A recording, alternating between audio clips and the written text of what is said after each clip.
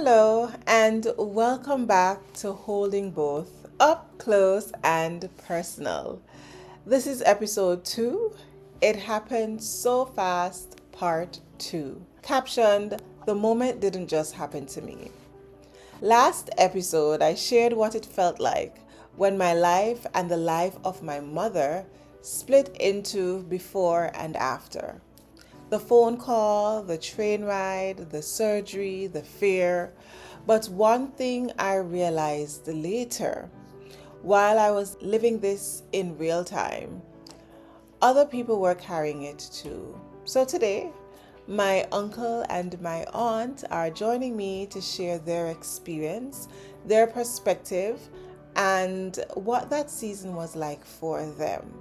And through this episode, you'll also hear reflections from other family members because this story didn't just impact one person. What caregiving has looked like for my husband and I, and where we are now. Before getting into the conversation, it's time for the segment Mood. And here's my mood for this episode. There is no case that is hopeless if your God is alive. Are you hearing what I'm saying? You are God's child. You're not alone. When you walk in somewhere, walking with that consciousness that God shows up with me. They say this thing has never happened before. Hey, it's about to happen. Inside of you, you're excited because you're wondering, how will God do this one? We're about to see something we've never seen because He's the one that makes a way where there seems to be no way. Have that consciousness. As human beings, you've got to remind yourself. David was writing about it. He said, my heart, why are you troubled? And he begins to list the goodness of God. Remind yourself, listen to me. If you don't, the noise of the world will make it look as though you're in a hopeless situation. I don't think any of us realize how much this would impact everybody. I think that's what made everything feel so unreal. 1 minute life was normal, and then suddenly, everybody was trying to figure out how to survive emotionally at the same time.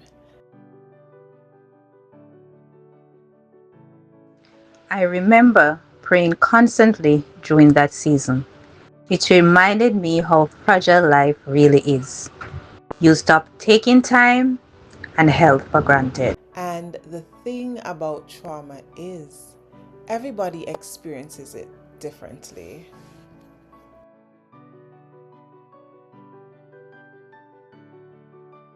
So, Uncle Hopeton, thank you so much for accepting the invitation to be a part of this space and to bring your account of what happened on that day, and not only your account but also your experience as a stroke survivor to this conversation. Thank you and welcome to Holding Both. I must say thank you for the invite and thanks for having me. So you were there when mommy had the first stroke.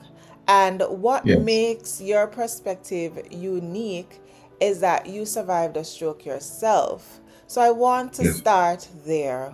For me, honestly, I can't recall what happened, the day in particular, exactly what happened. All I know that when I regained my consciousness, I was like saying to myself, where am I? And what am I doing here? And then I recall hearing people talking around me. I take it that it was the medical staff, the doctors and the nurses, all the healthcare workers, were they chattering and saying stuff. And because I was in and out of consciousness, I wasn't able to put the pieces together. That I suffered an AVM. which is a artervenous malformation. How was that really? Like vessels, blood vessels, they're not weren't developed properly, fully developed. And because over time, blood were being transported to them and through them, the blood pressure the hypertension, the blood pressure that I was diagnosed with, he was telling me that was in the pipeline and in the making. So it just reached the point where caused it to rupture, and instead of it bleeding out, my brain was saturated with blood. Then it sent my brain into a shock.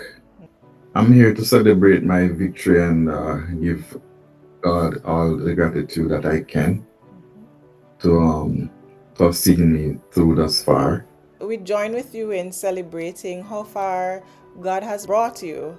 Fast forward to 2025 when your sister was now in the same situation as you, and it happened with you where you were in your presence. So what do you remember about when things started to unravel for her with the strokes that she was having at the time?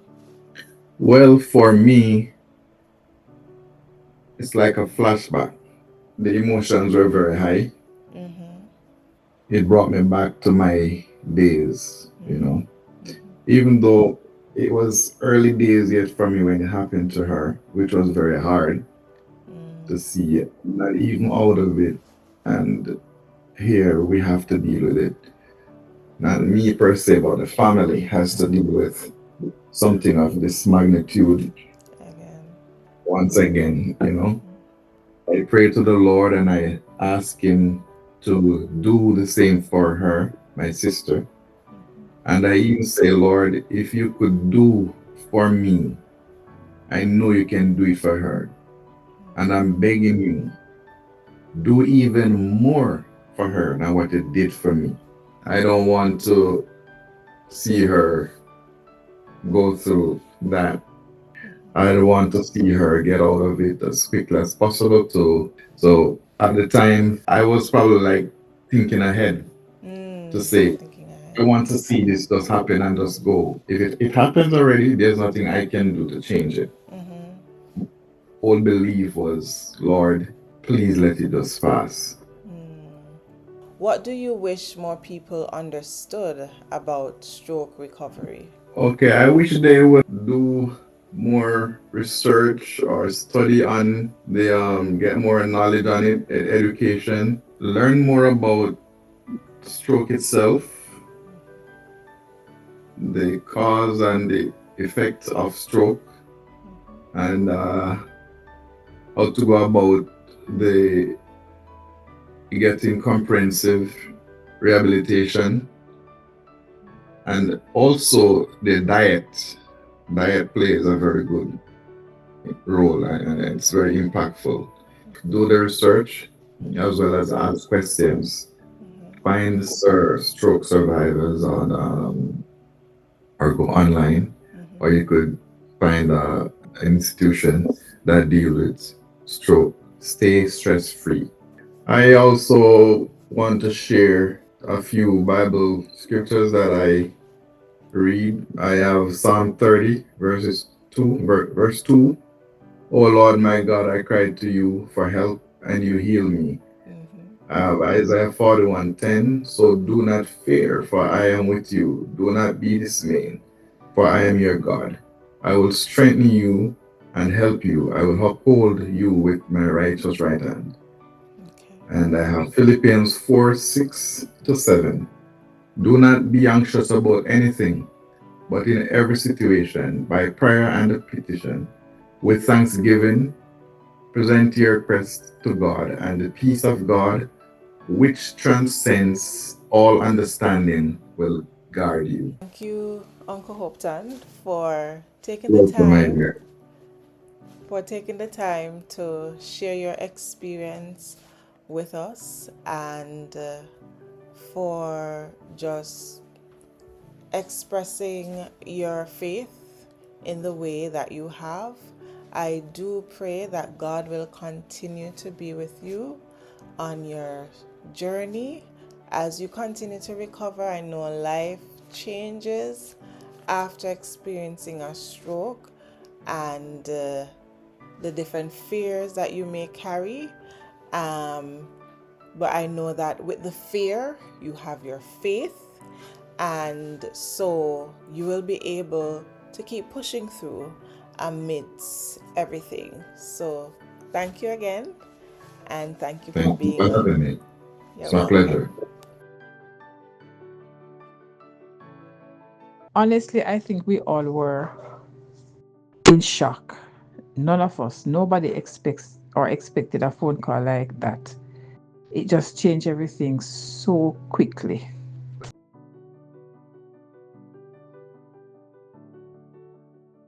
So, Auntie Dimple, thank you so much for accepting the invitation to be a part of this space on Holding Both. It's truly a pleasure and an honor to have you joining us so that you can share your version of the experience and how you are holding both and walking this journey with me and my mother. It's a pleasure to be here. So, Auntie Dimple, we will just jump right into our conversation. I remember calling you that day, and honestly, I think all of us were trying to stay strong for each other. But I never really got to ask, what was your first reaction when you heard the news? I was just about to start my laundry and my phone rang. And it was you and Nadia, my daughter. And I remember Nadia saying, Mommy, are you sitting down or are you standing? And then both of you started to talk. I was confused. I was frightened. I don't know what to do because everything happened so fast. I felt completely shocked and scared because everything happened so fast. I remember trying to stay strong, but deep down I was worrying and praying that everything would be okay. And my immediately thing that clicked to me right away is to jump on a flight, which I did in a couple of days after that phone call. And I remember thinking about her constantly, even when I was on the flight, and hoping for good news. What do you remember most about those first few days? When I walked into the ICU and I saw her, in my mind, I was like, oh my God, I did not expect, I've never had an experience seeing somebody in that situation. So everything was a shocking, frightened, scared. I was trembling from inside out. It was a scare moment, but in that moment, I keep telling myself that God got everything. Everything was going to be all right. And that's what I hold on to, that faith. Was there ever a moment where you felt afraid we might lose her? There were definitely moments when I was afraid that we might lose her. Seeing someone you love go through something so difficult make you realize how precious life and family really are. I think all of us was just holding on to faith, strength, and hope during that time. Even though it was hard, it also showed how much we love each other. How do you think this changed our family? I think this experience has changed our family in many ways. It made us appreciate life more and cherish every moment that we have together as a family. Do not take life for granted. It reminds us that family is not just about happy moments, but also standing beside each other during hard time.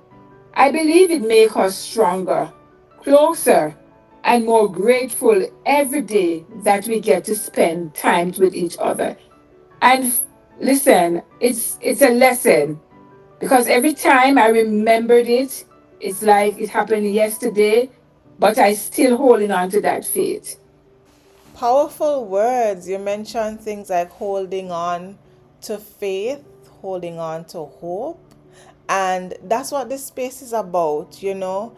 In tough times, what do we really have?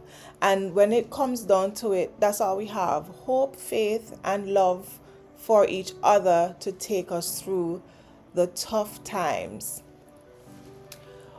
What has this experience taught you? It taught me not to take the people that I love, because everybody know I love my sister dearly, for granted. Because life can change instant. Imagine I was talking to her hours before all this happened, and then to get a phone call that she had a stroke. Even then, we did not know that was a stroke at the moment. But it had taught me how fragile life is and how important it is to show each other how much we love them and cares for them. It taught me the importance of faith and patience and staying hopeful even when things feel uncertain. I learned that strength does not always mean pretending not to be afraid, but continue to support and love each other through fair and difficult moments. Most importantly, it taught me how important family truly is and how powerful love and support and prayer can be in a hard time. Beautiful. Couldn't have said it better myself. Thank you, Auntie Dimple, for being a part of this journey with us. It's my pleasure.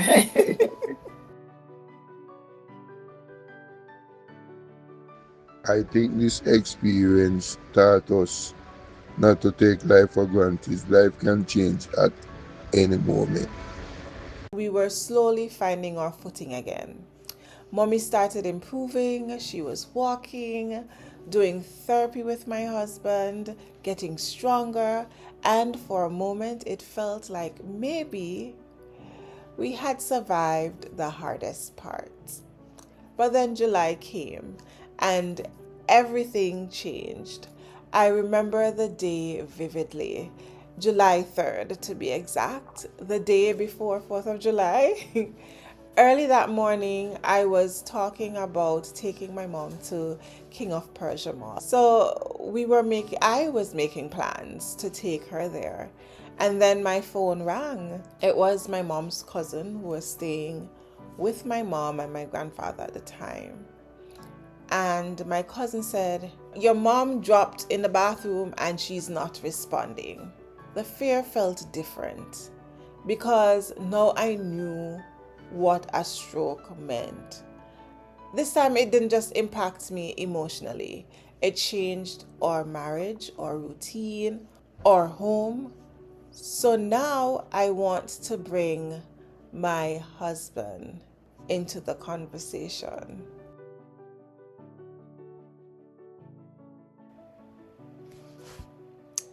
Hello, my love, and welcome to Holding Both. Welcome to our space where we hold both fear and faith, pain and purpose, and all the dualities that you can think of life. Usually you are behind the camera, but today, for this episode, I have the privilege of having you joining me in front of the camera to share your experience. So, welcome, my love. Thank you so much for having me. I really appreciate it. I appreciate you for agreeing to do this with me. And I just also want to take the time right now to tell you thank you for your patience, for your love, for your kindness, for all that you do for our family. When I watch you with the mommy and I see how you care for her as if she gave birth to you, it has definitely deepened my respect, my appreciation, and it has definitely deepened my love for you. I don't think I'll ever be able to repay you for how you've shown up during this time and even in other moments, but we're focusing on this one this time. So without any further ado, let us jump into the conversation, and I'll start by asking you, what do you remember about the second stroke? What I remember most is trying to get to you. I remember you calling me, and I had actually already been planning to surprise you because I could tell how overwhelmed you were. I tried to catch a flight that same day, but the timing didn't work out.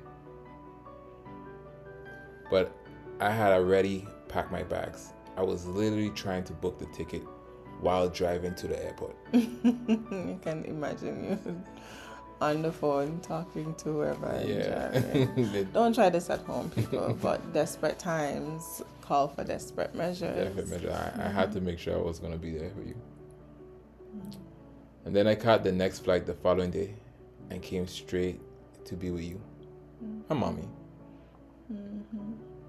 At that point, I just knew I needed to be there.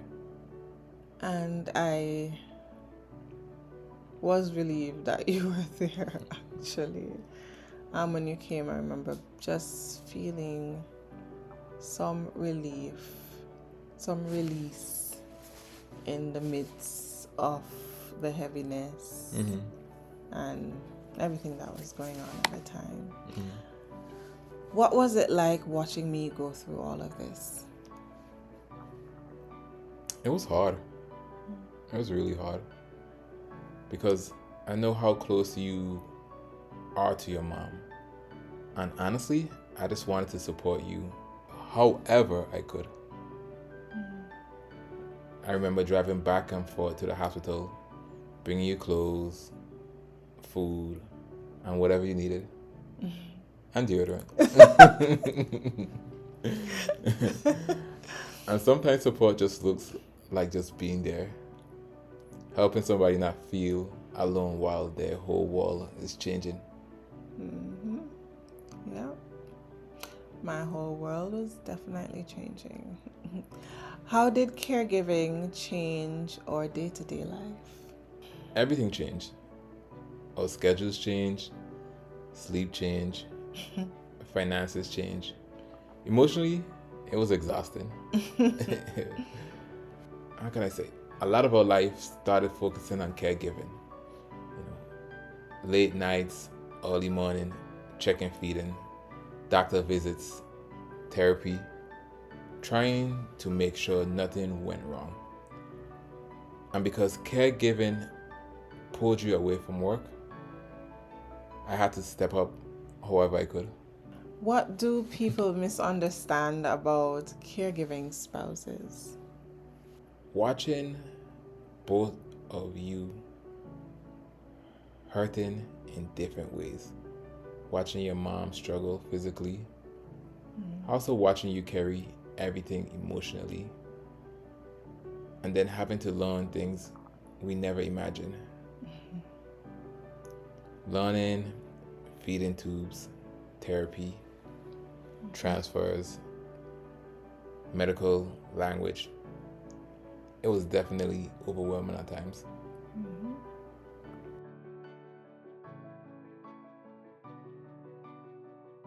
It's now time for the segment, Soundtrack of My Life. Standing here, not knowing how we'll get through this time, but holding on to faith, you know best. Nothing can catch you by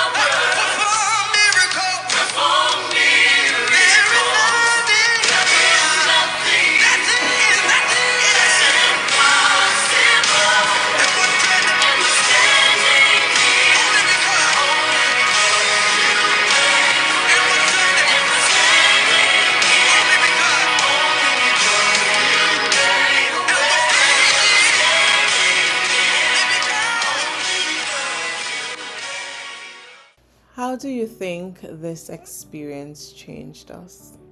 Honestly, I think it changed us for the better. It forced us to grow.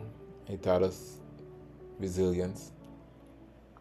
And it gave us a different perspective. You realize how much we take simple things for granted. Things like walking, talking, eating. Things that can suddenly become things somebody has to relearn. What has kept us grounded through all of this? Love? You don't love me? You love me?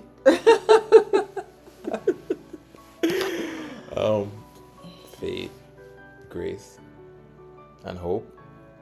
I think optimism became really important for us because when one person stays hopeful, it spreads to everyone. And honestly, it was hard to survive difficult seasons without hope. Yep. One thing people don't talk about enough is how illness changes everybody connected to it. It changes relationships, it changes routines, it changes finances. It changes identity, and sometimes you don't even realize how much you've changed until you stop and look back. Watching Kadian trying to hold everything together honestly affect me deeply.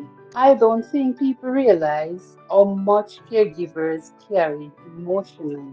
One thing this experience taught me is that when trauma happens, it never just happens to one person. It ripples through everybody connected to them. And somehow we all have to learn how to carry it differently.